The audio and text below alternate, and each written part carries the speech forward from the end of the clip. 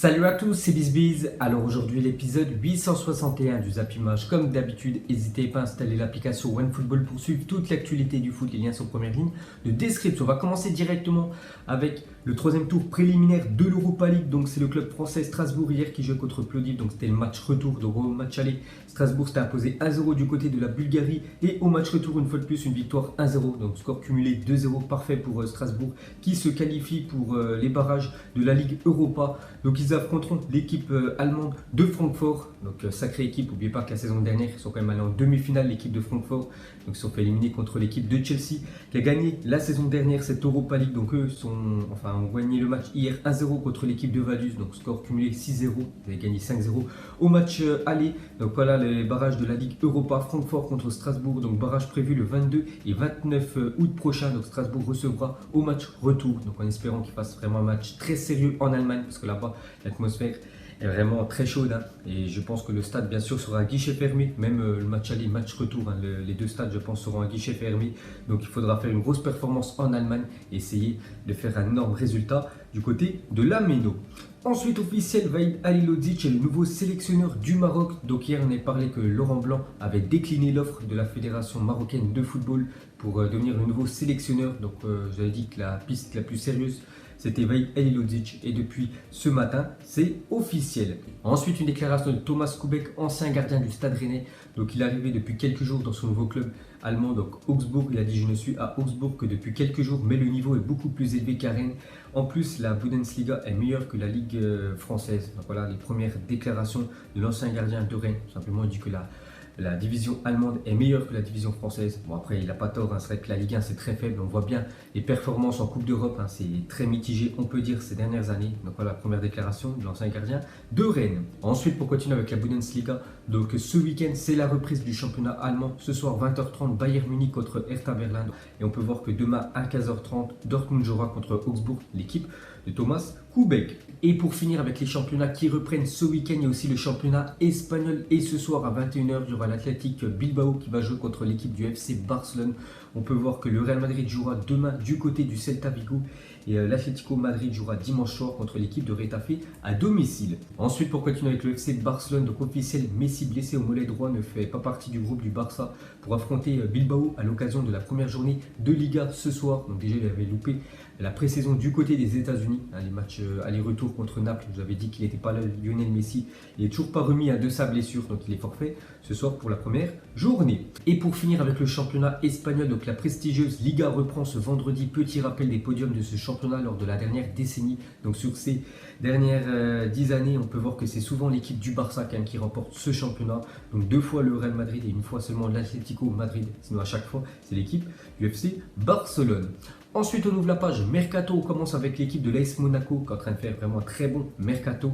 Donc, Monaco a proposé à Icardi un contrat de longue durée assorti d'un salaire de 7 millions d'euros par an. L'Argentin privilégie l'Italie où la Juventus, le Napoli et la Roma sont intéressés. Donc, on a parlé qu'après Wissam Ben Yedder, Monaco voulait faire encore un gros coup sur ce Mercato 2019 et signer l'Argentin qui va certainement quitter de toute façon l'équipe de l'Inter vu qu'il a déjà perdu son numéro 9. Donc c'est Lukaku maintenant qui a ce numéro.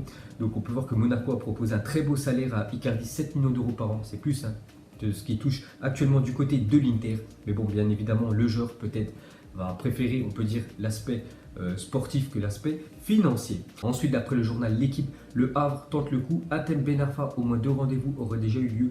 Donc la piste privilégiée reste néanmoins l'étranger avec des contacts en Espagne, en Italie. Donc le Renoir et la Sampdoria. Donc voilà les dernières infos sur Hatem Ben Arfa qui devrait quitter l'équipe du Stade Rennais. On peut voir qu'une équipe de Ligue 2, quand même le Havre, tente le coup. Hatem Ben Arfa, mais il devrait certainement quitter. On peut dire que la France est allée à l'étranger. Ensuite, à parler de Florentino Pérez a obtenu un important prêt afin de transmettre une offre formelle au Paris Saint-Germain pour signer Neymar et ce, sans avoir à vendre 2 joueurs. Enfin, Pini Zahavi aurait confirmé à Pérez que le joueur est OK pour signer au Real Madrid. De toute façon, on sait que Neymar veut quitter le PSG, que ce soit du côté du Barça ou du côté du Real Madrid.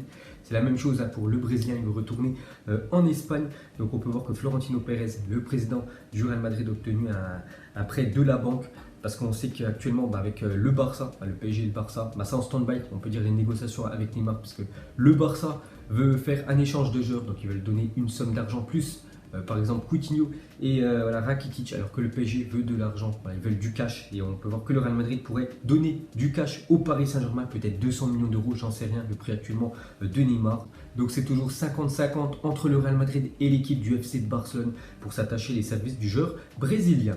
Et pour finir avec Neymar, donc si Neymar choisissait finalement le Real Madrid aux dépens de l'équipe du Barça, donc regardez à quoi pourrait ressembler le futur Real Madrid pour la prochaine saison. Donc on va surtout regarder l'attaque, donc Benzema en numéro 9, Eden Hazard en ailier gauche et Neymar Junior en ailier droit. Donc ça aussi, ça ferait une équipe vraiment monstrueuse avec une attaque de feu. Ensuite, d'après le Washington Post, l'agent de Mesut Özil a rencontré hier les représentants de DC United. Donc le club américain souhaite faire de l'allemand le remplaçant de Wayne Rooney, reparti en Angleterre du côté de Derby County. Wayne Rooney, donc ils aimeraient le remplacer par Mesut Özil. C'est vrai que Özil, voilà, il est plus en fin de carrière, hein, bien évidemment. Ça a changé. Le Mesut Özil du Real Madrid il y a quelques années était l'un des meilleurs milieux de la planète. Donc on peut voir qu'il pourrait aller du côté de la MLS. Ensuite, une déclaration de Donny van de Beek, il a dit: il n'y a rien de sûr encore, mais il y a beaucoup de possibilités pour que je continue de jouer ici. Quoi qu'il arrive, le Real Madrid et l'Ajax sont des clubs fantastiques, je ne peux pas me plaindre, parce que Donny van de Beek, ça doit être le remplaçant de Paul Pogba. Si ça a échoué, on peut dire le dossier Pogba du côté du Real Madrid. Bon, ça reste très compliqué, hein, comme j'ai dit les gars. Pogba, vu que Manchester n'a pas trouvé de remplaçant, je ne pense pas qu'ils lui donneront un bon de sortie pour ce mercato 2019.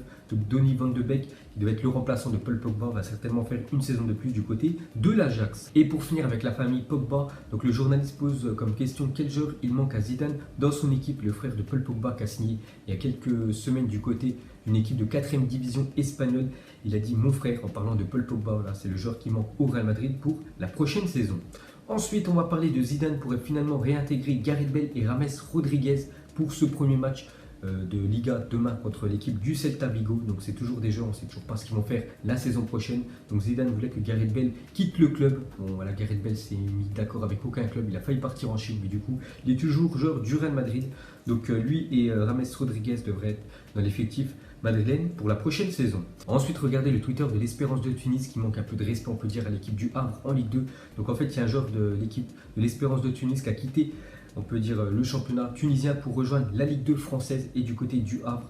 Donc celui qui écrit, on peut dire, les messages sur le Twitter de l'Espérance de Tunis, il a dit le choix de la destination est évidemment discutable. Voilà, vu qu'il quitte l'Espérance de Tunis qui a quand même remporté la dernière édition de la Ligue des champions africaine pour rejoindre une équipe de Ligue 2 française, il a dit: mais il est grand et il sait ce qu'il fait. Nous aurions préféré qu'il prolonge avec nous au moins une année supplémentaire et cible une meilleure destination. Donc ça veut dire en gros que le Havre, c'est une équipe, on peut dire, bas de gamme et qu'il aurait pu signer mieux ce joueur tunisien.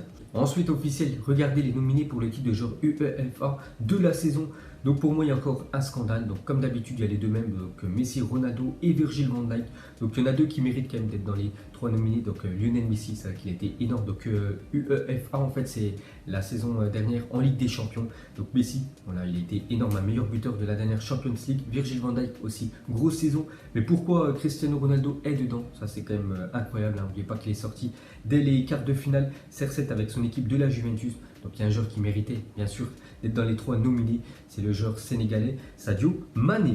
Ensuite, cette fois-ci, officiel, les trois joueuses nominées pour le titre de joueuse de l'année UEFA avec quand même trois lyonnaises. Bon, elles ont remporté la dernière édition de la Ligue des Champions. Donc Amandine Henry, bronze, et Egeberg, je crois, celle qui a remporté le dernier Ballon d'Or. Ensuite, on va comparer le Mercato 2019, les deux meilleures équipes anglaises. Donc déjà Manchester City dans le sens des arrivées. Donc Rodri qui a coûté le plus cher, 70 millions d'euros, et aussi Cancelo, 65 millions d'euros. Donc voilà, des joueurs plutôt intéressants. Et regardez quand même du côté de Liverpool les arrivées.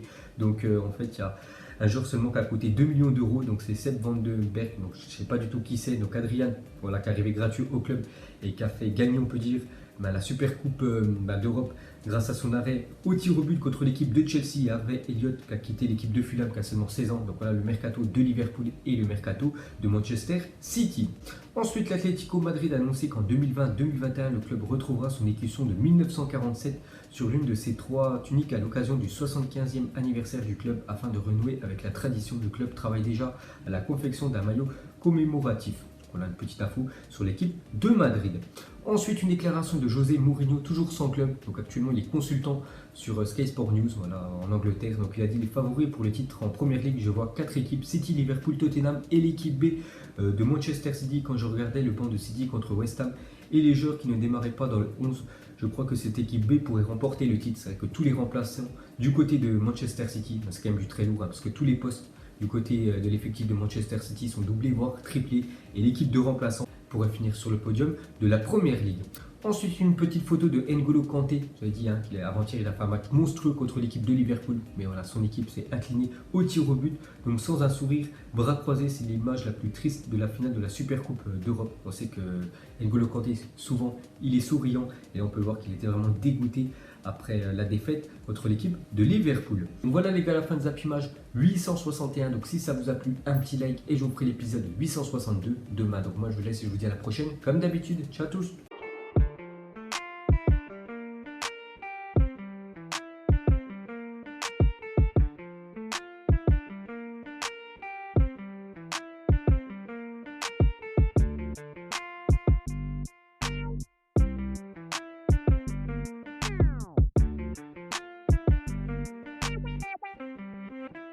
Non,